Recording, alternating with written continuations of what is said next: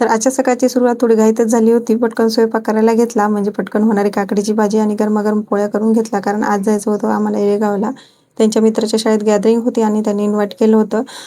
सुरुवातीला फक्त वीर आणि त्याचे पप्पा जाणार होते, पण तिथे ना तुकामाईचं एक मंदिर आहे. बरेच दिवस झाले आम्ही तिथे दर्शनाला गेलो नाही. म्हणलं त्यांचं दर्शन पण होते आणि गॅदरिंग पण होते.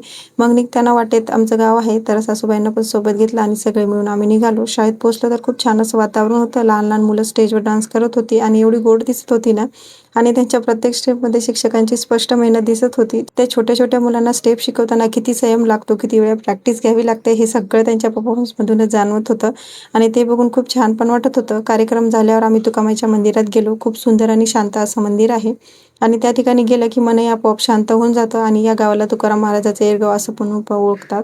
म्हणून या ठिकाणाला एक वेगळीच पवित्रता लाभलेली आहे. आम्ही शांतपणे दर्शन घेतलं आणि थोडा वेळ तिथे बसून त्यानंतर आम्ही आईच्या गुरुच्या घरी गेलो. तिथे त्यांचं दर्शन घेतलं आणि त्यांच्या घरासमोर रामबापू महाराजाचं मंदिर आहे, तिथेही दर्शन घेतलं आणि बाजूला तुकाराम महाराजाचं मंदिर आहे आणि तो खूप मोठा हॉल पण आहे आणि हॉलमध्ये सुंदर असे संतांचे फोटो लावले होते. पूर्ण जागा प्रसन्न वाटत होती. बहुतेक कीर्तन आणि धार्मिक कार्यांसाठी तो हॉल केला असावा.